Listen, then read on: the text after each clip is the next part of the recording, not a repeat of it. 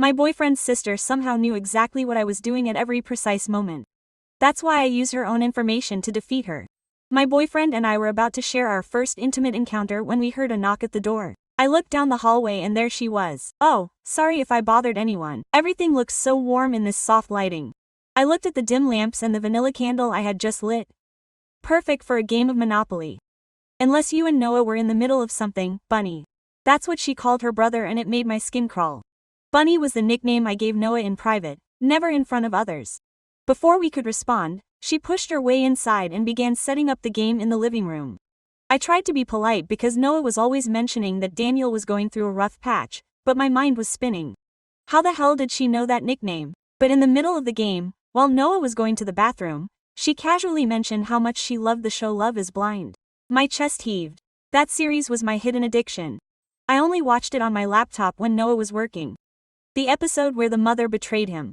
Have you seen it? My stomach turned because she had turned it on that same afternoon.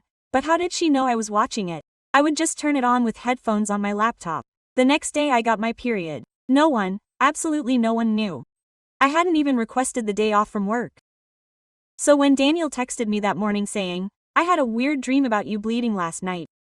I hope you're okay. My fingers got cold on my phone. The timing was perfect. I tried to approach Noah that night in a casual way, out of curiosity, but suddenly her entire demeanor altered like never before. Jaw set, shoulders stiff. She always has a hard time forming friendships. You're my everything and my first serious partner, so this really affects her. Her tone cracked a little towards the end, so I tried. Seriously, I tried really hard. I invited her to our movie nights, to Sunday brunches, to everything, but a pattern emerged that I couldn't ignore at every romantic dinner we organized.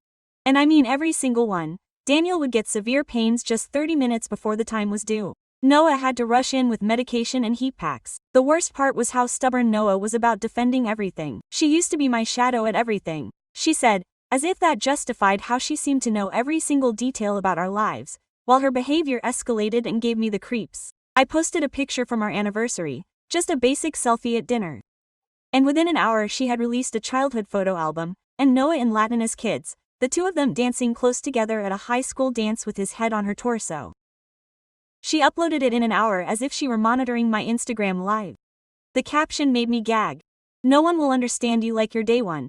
After that she needed space. That's why I insisted on the trip to Costa Rica so much. We had been saving for 6 months with extra shifts without ordering delivery. Tickets purchased, accommodations paid for, everything arranged. Until 2 days before we were due to leave, my phone buzzed with Noah calling from the car. I could hear Daniel panting heavily in the background. She says she can't be without me for a whole week, she said. And I was already anticipating the next thing. She's having an anxiety attack, April. Seriously, I've never seen her like this. We canceled the getaway. We lost 75% of the money 2 days before takeoff, just the right time to maximize the loss.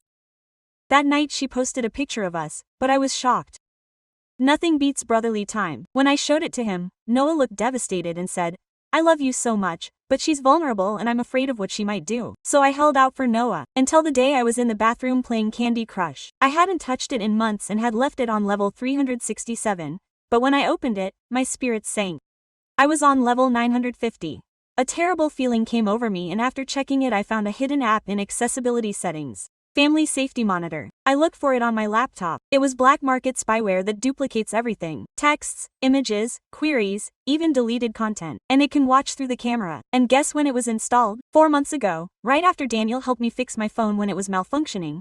I stood there for an hour, stunned, half plotting. The obvious thing to do was to alert the police, but I'm Mexican with no evidence that it was her. She would cry, claiming concern, wanting closeness, and they would call it a family mess. That's when it hit me. If she saw everything on my phone, I could turn it against her. I made a fake appointment at Planned Parenthood and sent a message to my mother. No, she doesn't know yet, but I'm pregnant. I'm going to interrupt. 15 minutes later, I knocked on the door. It was Daniel. There's something Noah mustn't find out. I stood with my hand on the doorknob, my face impassive. Although my pulse was pounding in my throat, her eyes were fixed on mine, searching for some crack, some clue that I understood what I was talking about. She looked increasingly disoriented because she wasn't acting as I expected.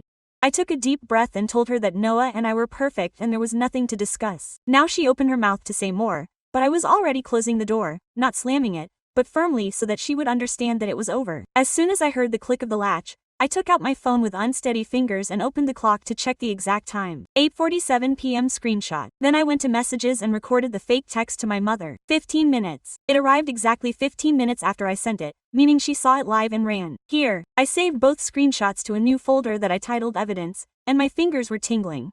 But now it was a strange mix of fear and something else, rage perhaps, or an icy resolve settling in. I opened messages again and punched my mother. Our signal that anything she says from now on could be made up. The 3 dots appeared immediately, and then her heart-shaped response. I didn't tell anyone, kid. Reading that stung my eyes because my mom is the only one Daniel can't reach or control. I sat on the couch and took a deep breath, absorbing what had happened and what it implied. I'd spent months watching everything on my phone, every text, image, search, and now I had proof that he used that data, but I couldn't tell Noah yet because he'd find a way to excuse it like always. I needed more evidence, something so clear that even his protective impulses couldn't rationalize it. He wasn't home until 10. You could tell he was exhausted by the way he threw the keys and huffed. He entered the room and I scrutinized him carefully as I asked if Daniel had come earlier because he had sent her a weird text saying he needed to talk to me. Her initial reaction wasn't doubt or concern about why I had shown up unannounced. It was that automatic reflex of safeguarding her and finding excuses. Her shoulders stiffened and she wouldn't look at me directly. I said, yeah, he came, but nothing important, just to say hi. He seemed to want to investigate further, but he was too tired. He nodded and went to take a shower. There on the couch I decided I wouldn't tell him anything about the spyware, or my doubts until I had such irrefutable evidence that his eagerness to take care of his sister couldn't refute them. I had to be clever, systematic, because if I pointed fingers at her without basis, I would be the villain attacking her delicate sister. The next morning, I woke up before my alarm clock and couldn't fall asleep again. My mind was already racing with everything to do. Noah left for her early shift at around 6:30. As soon as she closed the door, I got up and made coffee.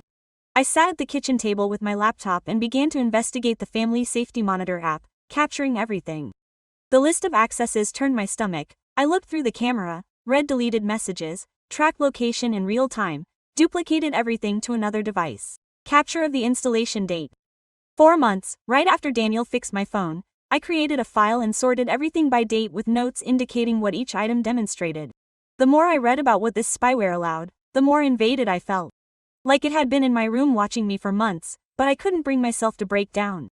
Now I turned that nausea into cold resolve and kept capturing, building my argument. At lunch at work I found VM in the break room and asked him to check my phone alone.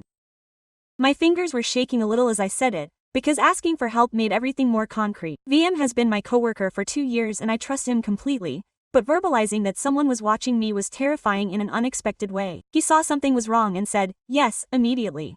Quote, we went into an empty meeting room and I showed him the accessibility settings with the app. I watched his expression change as he went through the permissions. Brows furrowed, lips pursed. He looked at me and said, this is pure spyware and it replicates everything to another device live. Then he threw something unexpected at me. I have to leave my phone intact for now because if I delete the app or alter anything, I could break the chain of evidence and this will go to court.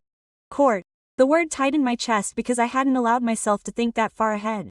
After work, I stopped at a small store 3 blocks away and bought the cheapest prepaid card. I paid in cash and gave a fake name when I activated it. I felt like I was in a thriller movie, but it was my everyday reality. The disposable phone was a cheap plastic device that looked like a child's toy, but carrying it in my bag gave me a small fragment of control over my privacy. Daniel could inspect my regular phone whenever he wanted. Now I had a way to communicate without him seeing it. I entered my mother's number and Vikram's and that was it. No one else needed to know about the existence of this device for the time being. This afternoon I settled down on the couch with the tapped phone and created a fictitious event in the calendar for the following day at 2 a.m. afternoon. I called it an initial therapy appointment and added a made-up address for a women's health center. In the notes, I wrote to discuss relationship anxiety and difficulties in communicating with Noah so that it would feel authentic and personal. Then I waited, my pulse racing. I was testing her again to see if she would fall for the trap. Part of me wished she wouldn't, that she would point out that I was wrong about everything. But the other part of me, the one that had been feeling unhinged and suspicious for months, needed absolute confirmation. I stared at my phone on hold. 23 minutes had passed, and I was constantly checking Instagram, finger scrolling. Suddenly, Daniel's image appeared at the top of the stories with the colored circle. My stomach sank. I tapped it, and it was a quote with a thoughtful emoji. It mentioned how some people hide their conflicts instead of confronting them, cold hands gripping the phone because there was no way, that I could have known about this therapy session unless I was accessing my phone on that moment. The query was made up, but she didn't know about it and had just validated all my conjectures. I immediately captured her story with the visible time. Then I opened the gallery and saved everything I needed. First the spyware authorization screen, then the installation date from 4 months ago. I went back to Instagram and captured Daniel's story with the calendar app open in the background so the timestamps would match, my hands shaking, but I continued to archive each piece of evidence. I spent the next hour on my laptop, creating an evidence folder and moving everything, each capture renamed with a date and description of what it demonstrated. First the spyware installation, then the fake event, then Daniel's story. 23 minutes later I added a text document with observations of timelines and illustrating each element. Looking at it all, the pattern was irrefutable. The next morning, I was at the kitchen table with my laptop open, exploring websites about privacy rights. I located a legal aid contact and my finger lingered on the button for a minute before dialing. The voice that answered seemed tired but polite. I told her everything from the origin of the spyware, to Daniel, to learning inappropriate information about the fake pregnancy, and she showed up 15 minutes later. The woman listened to me without interrupting me once. At the end of my story, she gave me the direct contact of a certain Lena who specializes in defending privacy. She told me that Lena handles cyberbullying cases like mine. Just knowing that my situation has a specific term and that there are professionals in this field makes me feel less isolated. I express my gratitude and hang up. Then I look at Alina's number for a while longer before adding it to my contacts. 2 hours later my phone rings with an unknown number. I answer and a calm voice says it's Lena, who had been forwarded my information by the legal support line. We talked for half an hour about how much I had recorded so far. She asked me for exact details about when each event happened and what evidence I had of each. When I mentioned my organized folder of evidence, I can tell he's impressed. Then he reveals something that fits perfectly, but that I hadn't considered.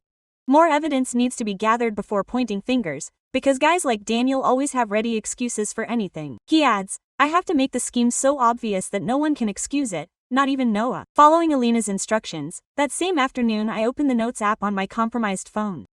I read a complete made-up confession about feeling guilty for deceiving Noah about wanting children one day. I make it sound deeply intimate and raw, like a secret diary that no one should read. I tell him how I told him I wanted a family but I'm no longer convinced. I talk about feeling locked up and afraid to tell him the truth. Then I save and close the app with a bang.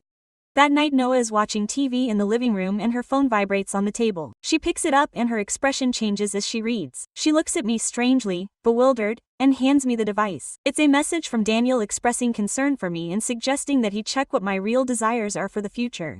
The precise words of my fake note. Noah asks me if everything is okay and if there's anything we can discuss. I keep my face impassive and tell her that I don't know what Daniel is talking about, that everything is fine between us. As she watches me, I capture the conversation over her shoulder, including her text with the timestamp. That night I add it to my evidence folder with a note about how she uses almost identical words from my private note. The next day, over breakfast and coffee, I mention it.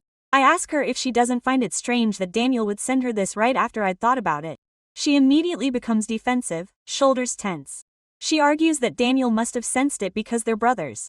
That bond of twins where they sense each other's feelings. I want to shout at her that she's not a fortune teller, that she's spying on my phone, but I just nod and say, well, when she leaves for work, I open the folder and add a new entry with the date and time. I record exactly what she said about the sibling connection. Watching her rationalize it all, despite the evidence, it irritates me so much I could shed tears, but crying doesn't solve anything. Building an irrefutable case. Yes. The next morning I meet Lena at a downtown coffee shop.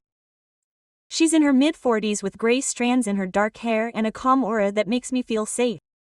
We settle into a corner and she pulls out a printed checklist. She gives me a step-by-step breakdown of what's next. Preserve all evidence and create backup copies. File on non-emergency police report for official record. Consider sending a formal no-contact letter to set clear boundaries. She's highly professional and straightforward about everything. Like my case is serious and warrants these procedures, but also manageable. She doesn't make me feel unbalanced or suspicious. She makes me feel like I'm doing the right thing by meticulously recording everything. For my next piece of evidence, I open up Photoshop on my laptop and create a fake screenshot of a dinner reservation. I make it look completely authentic with a confirmation code and details. The location is a fancy restaurant downtown.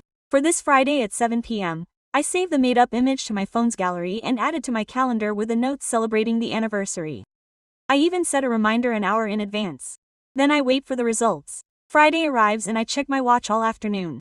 At 6:28 p.m., exactly 32 minutes before the fictitious time, Noah's phone vibrates. He looks at it and his face pales. He shows me a message from Daniel, who is suffering from severe stomach pain and asks me to bring heat packs and medication.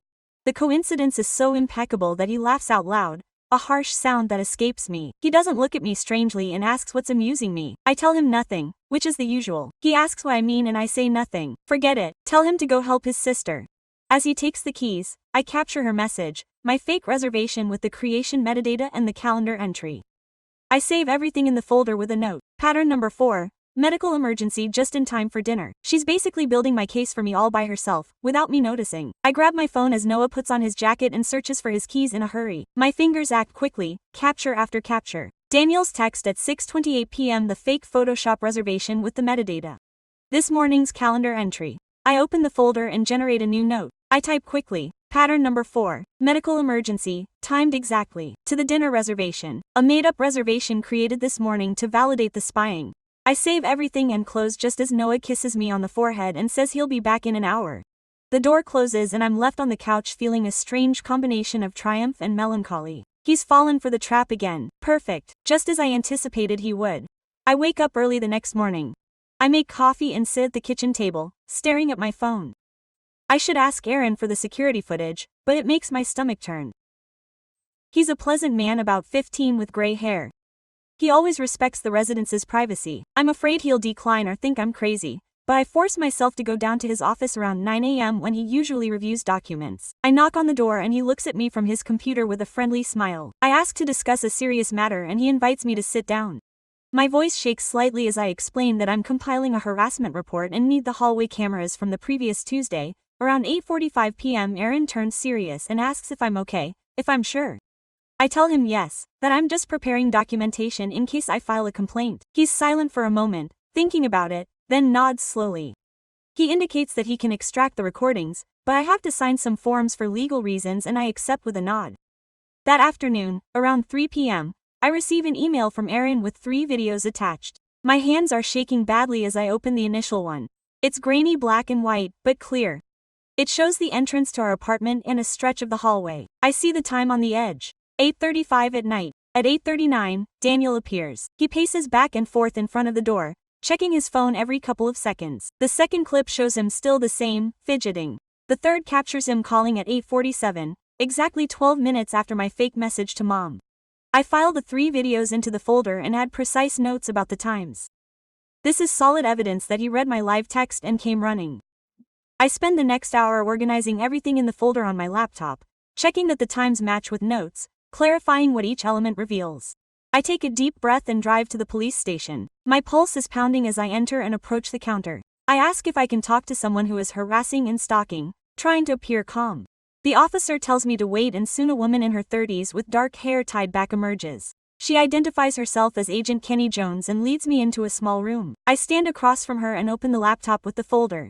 Kenny listens intently as I show her everything. The placement of the spyware, the scheme of Daniel knowing information he shouldn't have, the evidence I've compiled, the videos. She takes constant notes and examines each file. When she's done, she leans back and states that there is indeed a clear scheme of surveillance and persecution, but clarifies that formal barriers must first be established before more severe legal measures can be taken. My spirits sink a little because I was longing for instant support. Kenny notices my expression and Velos adds that he will file the report today, creating an official record that is essential.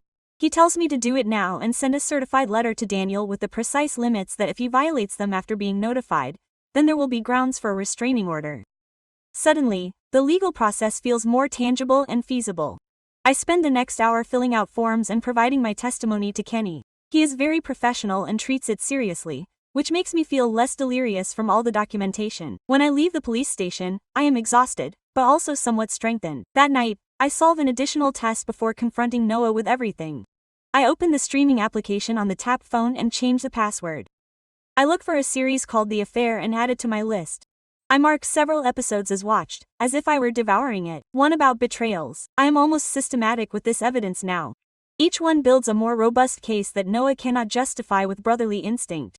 I put the phone down and start preparing dinner, watching the clock. 8 minutes later, it vibrates with an Insta alert. Daniel posted a meme about people who watch cheating shows because they feel guilty with emojis of shifty eyes and laughter. The speed is almost impressive given how obvious it is. I screenshot his post with the time and added to the folder, noting that it was exactly 8 minutes after adding the series. The next day, at lunch, I meet Graham at a coffee shop near the office. He has already ordered us sandwiches and he looks distraught. I sit down and show him all the evidence and the police's instructions about requiring documentation.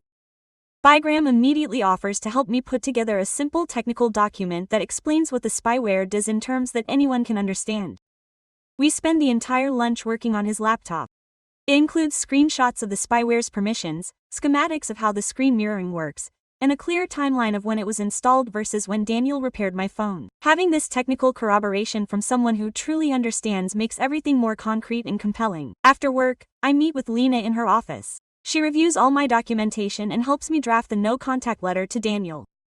We write it with facts and no feelings, listing specific incidents with dates and times and stating, clearly, I do not want any contact whatsoever. When I read it finished, I feel a strange mix, proud to assert myself and set boundaries, but embarrassed that it has come to this with my partner's sister. I never aspired to be the girlfriend who causes family conflicts. That night, when Noah returns from work, I ask her if she would go to couples therapy with me. I speak as calmly and logically as possible, without sounding accusatory. I tell her that I love her very much, but I have trouble with her being close to Daniel and that an impartial third party would help us discuss boundaries. She doesn't tense up completely, she moves away on the couch, shakes her head before I finish, clenches her jaw, and begins to argue that Daniel is going through a hard time and can't leave her. Now I take a deep breath, my hands are shaking, but I look at her steadily and tell her that she needs to choose therapy with me or that I need distance in the relationship. My voice breaks with distance, but I don't look away or back down. Noah looks at me for a long time. I can see that she struggles to debate or protect Daniel as usual, but something in my face tells her that I'm serious because she nods slowly and says, okay, she'll consider it. I go to bed that night feeling nauseous because considering is not accepting, but at least I've made my point. The next morning I wake up before Noah and grab my old, hacked cell phone from the drawer of my nightstand. I open my email and start a new message to myself with the subject line Daniel evidence in all caps. I don't write anything in person, just save it as a draft without sending. My heart is beating fast because I know for sure that she's watching right now. She sees this draft appear on her mirrored screen and I wonder if she'll be alarmed enough to reappear. I leave the device on the kitchen counter and start making coffee, pretending that everything is normal, even though I feel like I'm setting a trap that this time might actually work.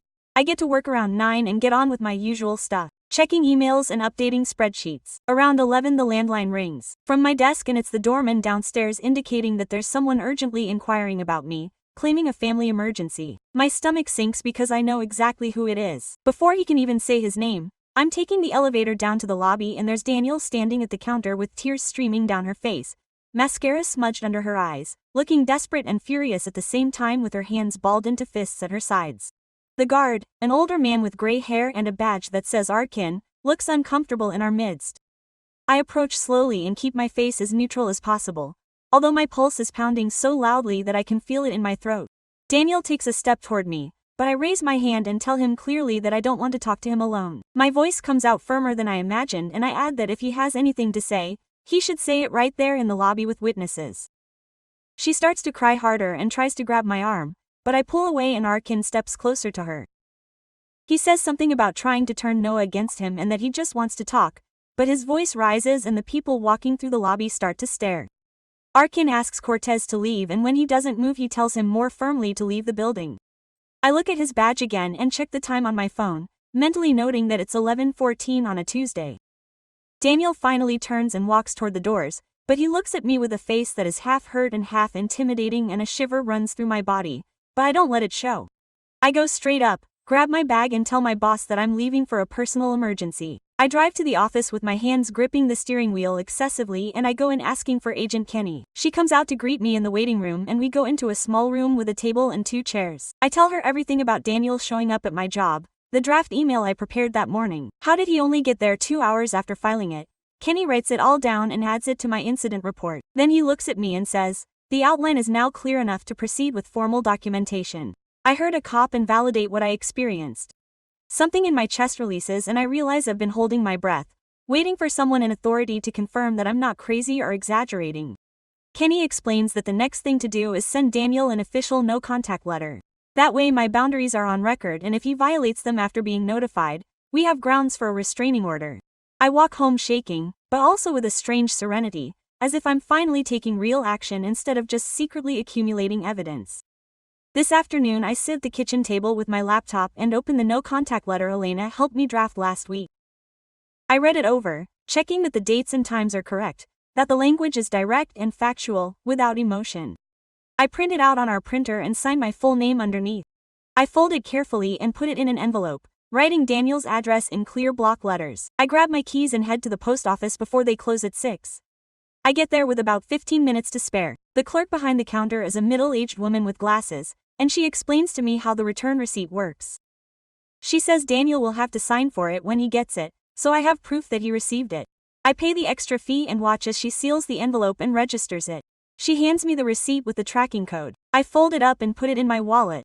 Having that piece of paper makes me feel like I'm finally doing something concrete to protect myself, not just responding to whatever Daniel does later. The tracking page shows that the letter arrived 2 days later. On Thursday morning at 10:32, I check my phone all day like crazy, waiting to find out what Daniel is up to. If he's sending something to Noah or popping up somewhere or posting something strange on platforms. Friday morning, I'm drinking coffee and checking Instagram when I notice something strange. My alerts show that Daniel has liked about 30 of my old posts from 2 to 3 years ago. All within a 10-minute span between 7:15 and 7:25. I go to check them and they're completely random. College photos, family trips, casual selfies, nothing current or intentional. It's such blatant retaliation that I laugh to myself with a harsh sound that astounds me. But instead of getting upset, I start recording screenshots of his activity, checking to make sure the timestamps are visible on each one. I put them all in my evidence folder on my computer with a notation that says social media retaliation. One day, after delivering the no-contact letter, I text Bikram that same afternoon, asking if he has time to help me set up a completely new phone and computer. He says he can come by Sunday morning and brings his bag with cables and external drives. We sit for 3 hours at the kitchen table while he copies only the files and contacts that I really need to the new devices, leaving the old, compromised phone untouched. He explains that he's making a full forensic copy of the data from the old one and storing it on an encrypted disk, keeping everything identical in case I need it for legal purposes later. Watching him work calms me down somehow. Seeing someone who knows what he's doing take it seriously and handle it like the intrusion that it is. When he's done, he puts the old phone in a plastic bag and marks it with the date and his initials, telling me to store it in a safe, dry place. The new phone feels strange in my hand, lighter somehow, and I realize that's because I no longer carry the burden of knowing that someone is watching everything I do. In the following days I start to notice something new that makes my skin crawl. 2 of Noah's friends, guys she's known since school, send me messages out of the blue asking if everything is okay. 1, Jake says he heard I'm going through some issues and wants to confirm I'm okay. The other, Arkin asks if Noah and I have any issues because someone mentioned I've been acting weird lately. I record screenshots of both conversations and then check Daniel's Instagram to see if he's posted anything, but his profile has been completely silent since the letter arrived. That's when I realize he's changed his strategy now that he doesn't have direct access to my phone. He's trying to contaminate Noah's environment against me, sending private messages with vague clues that make me seem unreliable or unstable. I tell them both that everything's fine and thanks for asking, keeping the messages short and normal, but inside I'm furious because this is exactly the hardest thing to prove or record. Subtle manipulation that makes me seem paranoid. If I try to explain it, I spend an entire afternoon on the computer creating a clear and organized PDF with everything in one place. I start with a cover page that only says evidence of monitoring and harassment with the date range. Then I create a timeline with each bait he poses on the left with precise date and time and Daniel's reaction on the right with screenshots and timestamps. The fake pregnancy text and his arrival 15 minutes later with video of the hallway. The fake therapy appointment on the calendar and his Instagram story 23 minutes later. Sina's fake reservation and her message to Noah about stomach pains just 30 minutes before. The draft email about police evidence and his appearance at the office. 2 hours later, each trap in sequence with the evidence next to it. Then I incorporate a section with the victim's technical report, explaining what the spyware does and when it was installed. Another with security videos, police reports, a final one with screenshots of his vengeful behavior after the no-contact letter. When finished, the PDF is 42 pages long and seeing it all like this makes the pattern impossible to reject.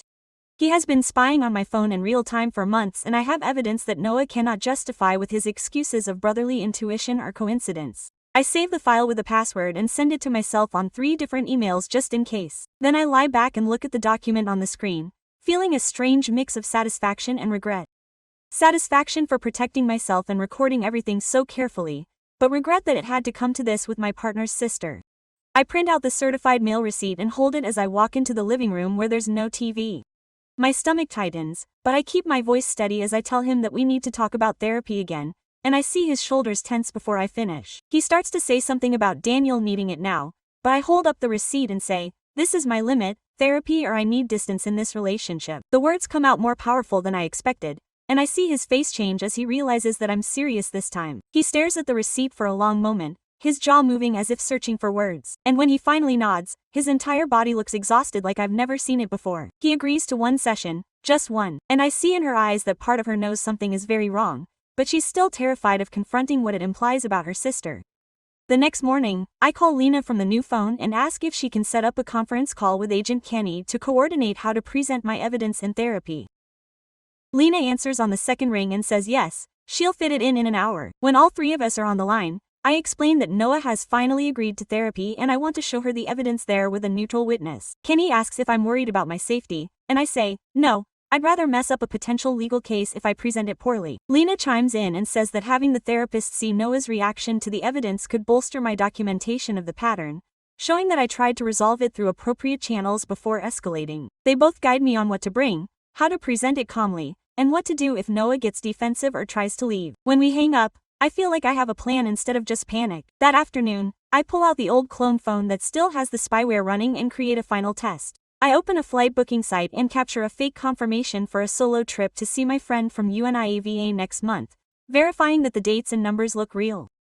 I save the screenshot to photos and add the trip to the calendar with notes on what to pack and what gift to get Abba. Then I leave the phone on the counter and go to make myself lunch, forcing myself to act normal even though my heart is beating 1,000 times. I check the clock every few minutes, counting, waiting to see if Daniel falls for it once more. 18 minutes later, Noah's phone starts vibrating on the table where he left it. I approach it and see its screen lighting up with message after message from Daniel. The alerts are piling up so fast that I can't even read them all. He picks it up, confused, and starts swiping, eyebrows furrowed as he sends her a stream of texts about how he can't stand her leaving him, how he thought they were closer, how a whole week is too much for her right now. He doesn't look at me with a completely lost face and asks if I'm planning a trip because Daniel seems to think I'm going away for a week. My fake reservation was for 6 days, not 7, and I see him staring at his phone, trying to figure out how his sister knows about a trip we never talked about. I tell him calmly that I was considering seeing Abba, but I hadn't told anyone yet, and I see the pieces coming together in his head as he tries to piece together the timing. 3 days later we drive to the therapy office in separate cars because Noah goes straight to work. The building is a converted old house with a waiting room that smells like the band. I sit there with my evidence folder on my lap feeling like I'm going to throw up. When the door opens, Joyce comes out and introduces herself. A calm woman in her 50s with gray hair and kind eyes leads us into her office and points to a couch, explaining that her role is to help us communicate better, not to take sides. The room is small and cozy, with soft lighting and plants in the window. I feel an odd mix of nerves and relief at finally being there with someone neutral who sees what I'm about to show Noah. Joyce asks what brings us to therapy today, looking at us with a patient expression. I take a deep breath and pull out my printed timeline. The pages are a little wrinkled from being squeezed. My hands shake a little as I pass them to Noah and explain as calmly as I can that I discovered spyware on my phone and have been tracking the pattern for the past 2 weeks. Noah takes them skeptically and I watch her face as she reads the first page where I detail in technical detail what the family monitoring software does. His pupils scan the lines and I can see his confidence wavering when he learns about the camera access, the recovery of deleted texts, the live location tracking. He looks at me with an expression that is half bewildered, half defensive, wondering how Daniel could know all this if it wasn't just a coincidence or a brotherly hunch. His tone retains its usual protective note when I mention his sister. I remain silent. I simply take out my computer and open the video from the cameras Aaron provided me. I turn the monitor so that Noah and Joyce can see the clear and active fragment of Daniel pacing restlessly in front of the entrance to our apartment, checking his phone over and over. I point to the clock in the corner of the image that says 8:32 at night. Then I show the capture of my made-up pregnancy message to my mother with the time 8:17, 15 minutes to the exact. He doesn't watch the video and he noticed exactly when his certainty cracks. Her mouth opens slightly as if she wants to retort, but there is no argument. Joyce leans in slightly and speaks softly but purposefully about the distinction between supporting someone and encouraging toxic behavior. She describes how healthy boundaries work in a family. She uses terms like enmeshment and codependency that I had researched online but had never heard used aloud in reference to Noah and Daniel. I see Noah struggling with this, his whole body tense, and I know that his role as Daniel's guardian is wavering in a way that deeply disturbs him, but he really listens, attends in a way he never has when I tried to address the issue. His eyes are fixed on Joyce, and he nods occasionally, and he catches a tiny flicker of what might be optimism. In the middle of Joyce's exposition of what enmeshment entails, Noah's cell phone starts ringing in his pocket. He pulls it out. I see Daniel's name on the screen, and before he can answer, Joyce politely asks if she can mute it and stay in the office. It continues to ring. Noah stares at it, his finger hovering over the accept button, pauses, and restarts. And again, 5 consecutive calls, each going to voicemail before the next. Joyce reiterates the calm request but with greater emphasis, and I hold my breath, waiting for her decision. She looks at the phone once more, presses the side button to silence it, and sets it face down on the couch beside her. It continues to vibrate silently, but she doesn't pick it up, and a wave of relief washes over me so intense it stings my eyes. When the session is over, we walk out into the parking lot in silence, both of us absorbing what has happened. She doesn't get in her car, but she doesn't start it right away. She stares at the steering wheel. I pull out my old cloned phone. I open my messages and show Noah what I'm doing as I compose a specific sentence to myself, thinking about adopting a puppy next spring. I send it and tell her the time. I put the phone away and tell her to wait 20 minutes. We stay in separate cars. I watch the clock on the dashboard ticking away, my heart pounding. At exactly 19 minutes, Noah's phone lights up and he shows it to me through the window. Daniel uploaded a story on Instagram with a photo of a puppy and a caption. Some people aren't prepared for that commitment with 3 thoughtful emojis. Noah just stares at the screen without saying a word, but from here I can see his hands shaking. I turn to him in the passenger seat, my whole body vibrating with anxiety. The words come out shaky but firm. I need you to cut off all contact with Daniel for 30 days while we figure it out or I'm leaving the house. Noah's head whips toward me. I see the panic on his face. He opens his mouth, but at first he doesn't make a sound. His hands grip the steering wheel, even though the car is off. His knuckles are white. I know I'm demanding a choice from him, and I'm terrified that he'll choose her like he always does, but I can't keep living with someone who's watching me through my phone. He doesn't close his eyes and takes a long, shaky breath. There are tears when he opens them, but he nods once and says, "Okay." That word alone makes me feel like the ground is moving. We sit in total silence for another 10 minutes, staring out the windshield at the empty parking lot. Eventually, Noah drives off and we drive home separately. The entire ride, I grip the steering wheel tightly and try not to cry because I don't know if this is the beginning of something better or the end. The next morning, I wake up early and gather all the evidence I've accumulated over the past 2 weeks. I print out the PDF timeline that Bikramma helped me create. I record the security camera footage onto a pen drive and organize all the footage into a folder with clear dates and times. My hands are shaking a little as I stuff everything into a manila envelope, which surprises me because inside I feel like I'm going to explode. I arrive at the police station and ask the front desk if Kenny is there. He comes out 15 minutes later and takes me into a small room that smells like stale coffee and disinfectant. I spread everything out on the table and tell him the entire timeline. From the time I discovered the spyware to yesterday's Instagram ordeal, Kenny writes it down in a yellow journal and asks me for details of dates and times. When I show him the video of Daniel pacing anxiously outside our door, just 12 minutes after the fake pregnancy message, his eyebrows raise. He tells me it's one of the most well-documented cases of stalking he's seen in his 8 years on the police force. Hearing it from an officer makes something tight in my chest loosen a little. We spend 90 minutes going over everything. Kenny writes up the official report while I watch his fingers tap the keyboard. He prints it out, I sign it, and files it with a case number. Before I leave, she tells me that she's going to call Daniel that afternoon to file a harassment report and explain the possible consequences. I'm at home making lunch when my phone rings with Kenny's number.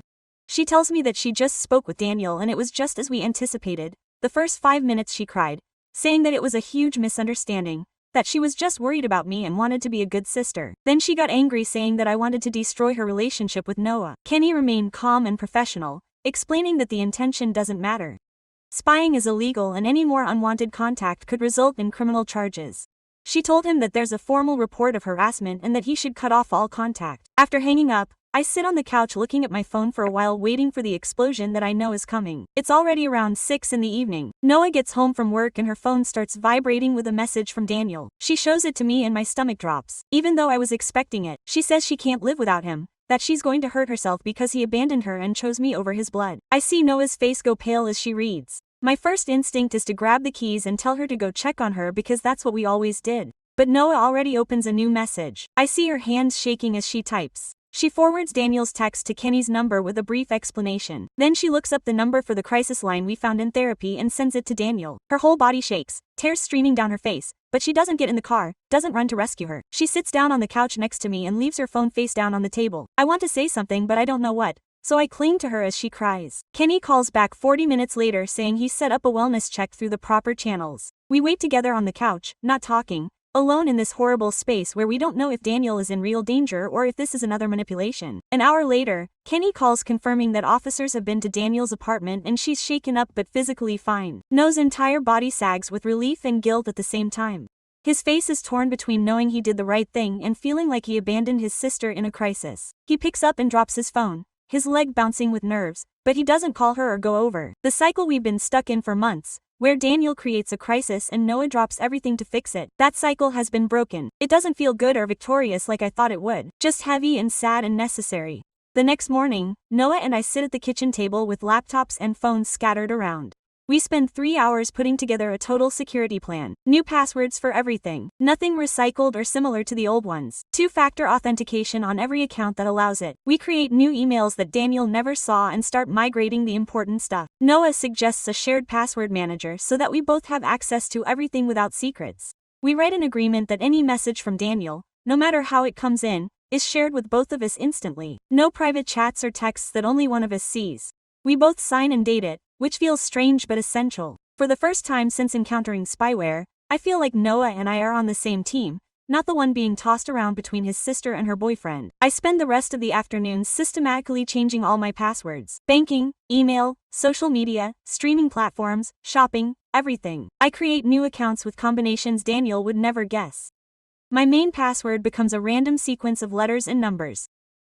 I enable 2-factor authentication with my phone and recovery codes that I write down and hide in a drawer. I set up every service that allows a fingerprint. My phone now requires a fingerprint and a 6-digit PIN. My laptop requires a fingerprint to turn on. I am building digital fortresses that Daniel will no longer be able to break down. With each adjustment, I regain a fragment of control. It takes me 4 hours to complete the task. By the end, my eyes are burning from the screen time, but I feel more protected than I have in months. That night, Noah and I hunker down and draft a text for Daniel. We go through 7 versions until we find the right words. It has to be direct and strong without being cruel. Set the boundary with no room for negotiation. The final message announces that I will not respond to any contact for 30 days and only provides the number of the crisis line for emergencies. We define an emergency as imminent physical risk, nothing more. Noah's hand shakes so much when she presses send that I have to turn my eyes away. I hear the tone of the message going out and Noah puts the phone down on the counter as if hugging it. He stands still, hugging himself. I can see he's fighting not to cry. I know how hard it is for him. How is he fighting his impulse to protect his sister? But he did it, and I'm proud. Even though proud sounds strange for something so painful. In the days that follow, I check Daniel's Instagram from time to time. Just enough to monitor real risks. Her posts are a roller coaster that would be comical if it weren't so unsettling. First, something ambiguous about betrayal and people revealing their true colors. 6 hours later, a smiling selfie with a caption about self-care and evolution. The next day, an angry quote about fake people and toxic relationships. Then another cheerful post about trying a restaurant alone and loving it. The by Ben is brutal. I capture everything with schedules, but I don't interact or share with anyone, except Noah. Joyce spoke in therapy about disengaging, that sometimes the healthiest thing is to stop participating in other people's mess, so I practice it. Observe without reacting, record without getting hooked, be alert without relapsing. 2 weeks after establishing no contact, I meet Lena at the same coffee shop where we first chatted. She's already there at a table in the back with a pile of documents. I order a coffee and sit across from her. Lena explains that the next step is to send a formal cease and desist letter ordering the deletion of any data Daniel extracted with the spyware. She shows me a draft with legal terms about unauthorized access to electronic communications and violation of privacy. It lists all of our evidence and demands that I immediately delete all data, photos, messages, and surveillance information. It also requires written confirmation of the deletion. Lena says that having this legality in place is crucial, not only to prevent future harm, but to address the breach that has already occurred. My data, private messages, photos, and searches are still floating around on whatever Daniel used to clone my phone. Having legal terms about data deletion feels essential, like not only safeguarding my future privacy, but reclaiming the past that was taken from me. That night I send Bram a message asking if he can help me create a technical report detailing all of the spyware in a way that lawyers and judges can understand. He responds within 5 minutes saying that he is available tomorrow night and that I should bring my laptop with the evidence files. The next day we meet in a quiet study room in the library. He already has his computer and a notebook full of notes. We spend 3 hours analyzing everything I found on my phone. Bram writes explanations of what each permission entails and how mirroring works. He arrows specific settings and descriptions like this permission. It allows real-time access to the camera without warning the user in formal but not overly technical language. When we are finished, we have a 12-page appendix that lists every item. The spyware could do a myriad of things when it was installed and all the steps I took afterwards to secure my devices. Bram saves it as a PDF and emails it to me and himself just in case. Then he looks at me and says he is incredibly proud of how I handled everything. I thank him about 5 times because without his support I would have been lost trying to figure out the technical stuff, and I promise to take him out to dinner at a cool place when this is all over. 3 weeks after our first therapy session, Noah and I return to Joyce. This time the atmosphere feels less oppressive, perhaps because we now know what to keep to ourselves or because things are improving at home. Joyce starts by asking how the last few weeks have been. I tell her about the no-contact boundary with Daniel and how Noah has truly respected it. Joyce nods and says that today she wants to talk about something called surveillance trauma, which is real when your privacy is invaded, as it was for me. She asks me to describe how I felt when I discovered the spyware. I try to explain it by talking about feeling exposed, vulnerable, and like I couldn't trust my own space. Noah is there listening and I see his jaw clench, but it's not defensive rage. It's like he's finally grasping the gravity of it. Joyce asks him how he's processed it all and he confesses that he's having a hard time dealing with the guilt of knowing that his sister did this and that he didn't see it coming. We talk for almost an hour about trust, boundaries, and how to rebuild after something like this. It hurts, but it also feels like we're finally being honest instead of avoiding the hard stuff. Halfway through the session, Joyce asks Noah directly about his bond with Daniel before I arrive. He shifts uncomfortably and looks at his hands before saying that Daniel had been like his best friend and primary support for years. He talks about how after their dad left, when they were teenagers, he took on a protective role and she relied on him for everything. Joyce listens intently and then asks if she thinks that dynamic was healthy for them. Noah is silent for a long moment before admitting that it probably wasn't. She says she realizes that she allowed Daniel to occupy a place where he didn't belong and that by protecting her from everything, it made it harder for her to develop her own ways of coping. Joyce jots something down in her notebook and pulls out a referral card for a therapist who specializes in family entanglements and codependency. She hands it to Noah and suggests that he might benefit from working on this on his own. Instead of declining as she expected, he takes the card and says he'll consider it. That moment of him evaluating therapy for himself feels colossal, like he's finally ready to disrupt the patterns that got us here. 2 days later, I'm at work when I get a call from a number I identify as the police. I step into an empty room and answer. This is Officer Kenny with an update. She tells me my report is now in the system with a case number, which means it's part of the permanent record. She explains that if Daniel violates any boundaries, we have a solid basis for a restraining order because there's a documented pattern. She also tells me to keep all evidence organized and ready for at least 6 months and to report any developments immediately, no matter how minor. Hearing that the police take it seriously and that there are alternatives. If Daniel escalates makes me feel safer than I have in months, I appreciate it. I write the number in my phone and stay in the room a little longer, taking deep breaths, allowing myself to feel relieved that the system is operating as it should. The following week, I meet with Lena in her actual office instead of the coffee shop. It's small but professional with shelves of legal documents lining one wall and a desk stacked with neatly arranged papers. She's printed out the cease and desist letter we prepared with Bram's technical addendum, all on official stationery with her signature. She walks me through each section, noting specific language about data deletion, unauthorized surveillance, and my rights under state privacy laws. The letter demands that Daniel delete everything he has obtained from the spyware, confirm in writing that he has done so, cease all contact and monitoring. It also warns that I am aware of my legal options and am prepared to pursue them if necessary. Lena says sending it from her office carries more weight because it shows I have legal representation. I signed the consent form, and she says she'll mail it certified that afternoon. Watching her seal the envelope and address Daniel feels like drawing a line that she can't cross without real repercussions. It's terrifying and empowering at the same time. Over the next week, I check my email tracking obsessively, watching it arrive at Daniel's apartment and be marked as received with his signature. Then I brace myself for some theatrical reaction, perhaps more Instagram posts, messages to Noah, or even a showing up somewhere. Instead, there's absolute silence. His Instagram goes private overnight. When I check it with an alternate account I've created, I see that he's stopped posting altogether. No ambiguous statements, no childhood images with Noah, none of that. Noah assures me that he hasn't texted or called her, which is absurd because he used to do that multiple times a day. The silence seems odd after weeks of repeated violations, monitoring, and manufactured crises. Part of me wonders if this is the calm before the storm, but another part thinks that perhaps the legal action has had an effect.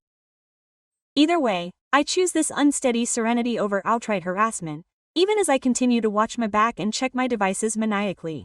A few days after delivering the letter, he took my old, compromised cell phone to Vikram. During lunch, he set up a work area in a spare room and brought an official evidence envelope from an analysis kit he owns. He carefully places the device in the envelope, seals it, and writes the date along with an explanation in permanent marker. He details that he will store it in a fireproof safe at his home. It will be kept safe, but available, if I need it for legal matters. Watching it, sealing the envelope in a portable container, and putting it in his backpack is emblematic, as if he were locking this agony in a container where it can no longer hurt me.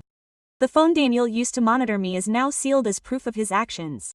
Knowing that it is preserved, but removed from my daily routine, gives me a sense of closure, although I recognize that the matter is not completely resolved. In the following weeks, Noah begins personal therapy consultations with the counselor Joyce suggested. Every Thursday afternoon he leaves to meet her and returns an hour later, exhausted but somewhat relieved. He doesn't share the details of their conversations, and I don't probe, since Joyce helped us understand that we both require privacy, even with each other. However, Noah tells me the times of his visits and sends a short text when he concludes, which seems like his way of taking responsibility without revealing everything. I appreciate that he honors his privacy and mine. It feels like we're gradually developing healthy boundaries rather than being either completely united or completely separate. Some nights after therapy he's silent and needs distance. Others he wants to talk about random topics like what movie to pick or what to prepare. I'm learning to adapt to his cadence and give him space to elaborate without taking it personally. 5 weeks after detecting the spyware on my phone, I spend an afternoon alone in the apartment while Noah attends therapy. I settle into the armchair with a cup of tea and think deeply about whether I want to stay in this relationship or leave. A part of me is still angry about how long it took to notice what Daniel was doing and how he rationalized his actions. Another part of me worries that even with barriers and treatment, he will revert to old habits, but I recognize how hard he works to change himself, how he goes to therapy weekly and follows the no-contact rule.